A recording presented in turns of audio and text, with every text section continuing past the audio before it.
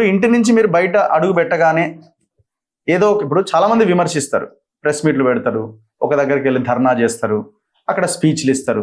కానీ కౌశిక్ రెడ్డి అడుగు బయట పెట్టగానే పోలీసులు గుంజుకునుడు, నూకుడు, నెట్టుడు, ఇవే వీడియోలు కనిపిస్తాయి. అంటే రఘు ఇది ఏంటంటే ఇది ఎవరు క్రియేట్ చేస్తారు? మీరు క్రియేట్ చేస్తారు? నేను క్రియేట్ చేస్తాను. వాళ్ళు ఏమైనా రేవంత్ రెడ్డి గారికి కౌశిక్ రెడ్డి అంటే ఒక ఇక నేను నీకు ఏం చెప్పాలంటే భయం అంటే గజ్జున వణుకుతాడు. ఎందుకు వణుకుతాడు అంటే రేవంత్ రెడ్డి ప్రతి విషయం కౌశిక్ రెడ్డికి తెలుసు. రేవంత్ రెడ్డికి అన్నం పెట్టింది ఎవరు? కౌశిక్ రెడ్డి కాదా? అన్నమా? అవును బరాబర్. రేవంత్ రెడ్డి కాంగ్రెస్ పార్టీకి రావడానికి కారణం కౌశిక్ రెడ్డి సాయం లేదా? రేవంత్ రెడ్డి పిసిసి ప్రెసిడెంట్ కావడానికి కారణం కౌశిక్ రెడ్డి కాదా?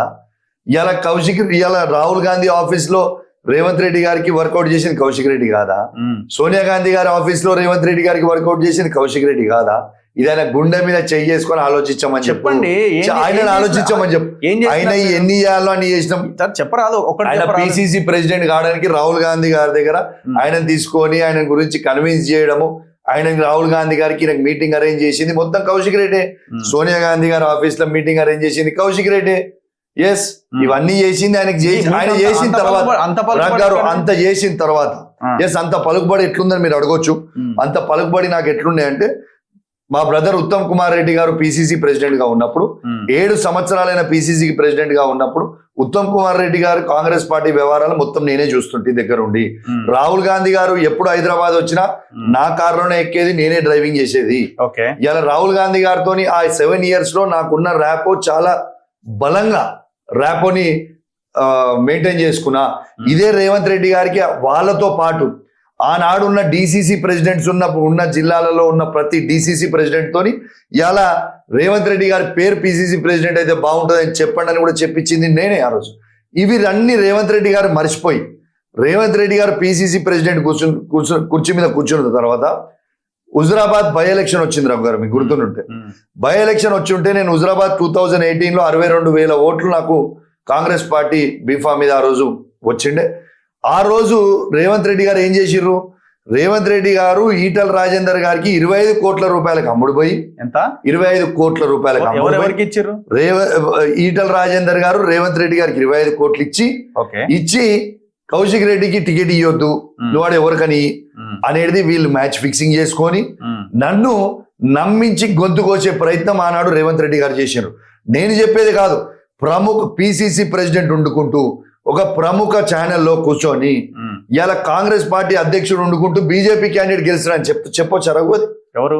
రేవంత్ రెడ్డి గారు పిసిసి ప్రెసిడెంట్ అప్పుడు 2021 బై ఎలక్షన్ లో చెప్తున్నాను. కాంగ్రెస్ పార్టీ ప్రెసిడెంట్ ఉంటాడు, ఈయన బీజేపీ క్యాండిడేట్ గెలుస్తున్నాడని స్టేట్మెంట్ ఇచ్చింది. అందుకే మేము కాంగ్రెస్ పార్టీలో ఎందుకు ఉండాలి? ఆనాడు బయటికి వచ్చి నేను బీఆర్ఎస్ పార్టీకి వచ్చింది ఇందుకు నన్ను మోసం చేసిన రేవంత్ రెడ్డి ఇప్పుడు 25 కోట్ల రూపాయలు ఇంకోటి నీకు చెప్తారు రావు క్లియర్. 25 కోట్ల రూపాయలు ఈటల రాజేందర్ గారు రేవంత్ రెడ్డికి ఇచ్చిర్రు అని నేను చెప్పిన మాటని ఆ రోజు ఎవరు నమ్మలే. కానీ మీకు గుర్తుంది, ఆ మధ్యలో ఈ 23 ఎలక్షన్స్ కంటే ముందు ఈటల రాజేందర్ గారే చెప్పారు 25 కోట్ల రూపాయలు నువ్వు తీసుకున్నావు అంటే. ఈయన పోయి ప్రమాణం చేసిండు ఏడా చార్మినార్ గుడి కాడ, గుర్తుందా మీకు రఘు? చార్మినార్ గుడి కాడ రేవంత్ రెడ్డి గారు ప్రమాణం చేసి ఏడిచి నేను ఎవరి దగ్గర 1 రూపాయి తీసుకోలే, నువ్వు చూపియాలి ఇప్పుడు ఈటల రాజేందర్ అన్నాడు. నేను ఆ రోజు చెప్పింది నిజమైందా కాలేదో ఒక్కసారి మీరు ఆలోచన చేయండి. ఎవిడెన్స్ ఏదో ఒకటి ఉండాలి కదా. ఎవిడెన్స్ క్యాష్ ట్రాన్సాక్షన్ చేసుకుంది ఎవిడెన్స్ అంటే ఎట్లుంటది రా? మీకు ఎవరు చెప్పారు? ఇప్పుడు నీకు అరే నేను నీకు చెప్పింది నేను కాదు, ఈటల రాజేందర్ చెప్పింది కదా. ప్రపంచం అంతా పైసలు ఇచ్చినా అని ఈటల రాజేందర్ గారే ప్రపంచం అంతా వినేటట్టు చెప్పిండు కదా. నేను రేవంత్ రెడ్డికి 25 కోట్లు ఇచ్చి బరాబరి చెప్పిండు. చూసుకొని వీడియో ప్లే చేసినప్పుడు ఒక్కసారి 23 కంటే ముందు నువ్వు ప్లే చేసింది చూడు.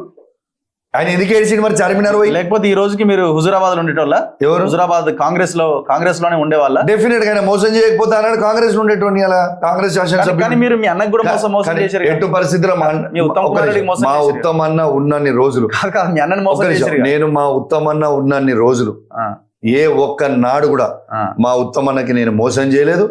ఇవాళ మా ఉత్తమ్ అన్నకి నేను నిండుగా అండగా ఆనాడు నిలుసున్నా.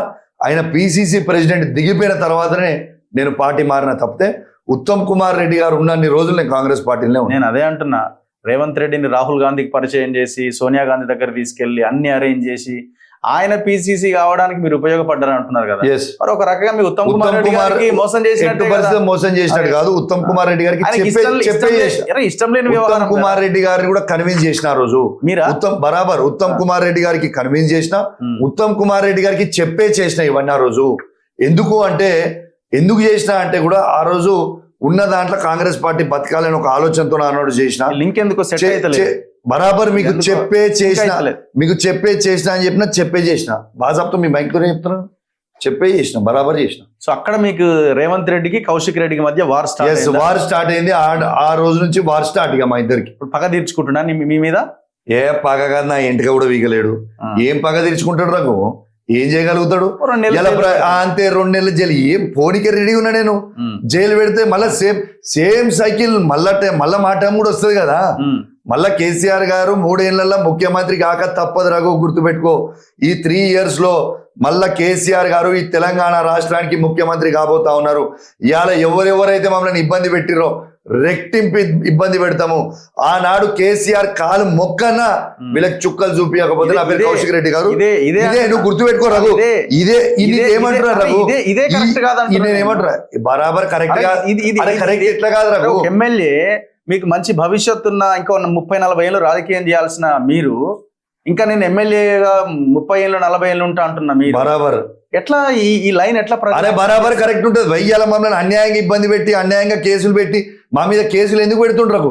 ఇలా తాతలకి నీ 6 గ్యారెంటీలలో 2,000 4,000 పెన్షన్ ఎందుకు చేస్తలేవు అని అడిగితే కేసు పెడుతున్నావా? ఇలా 4,000 పెన్షన్ 6,000 ఎందుకు చేస్తలేవు అని అడిగితే కేసులు పెడుతున్నా?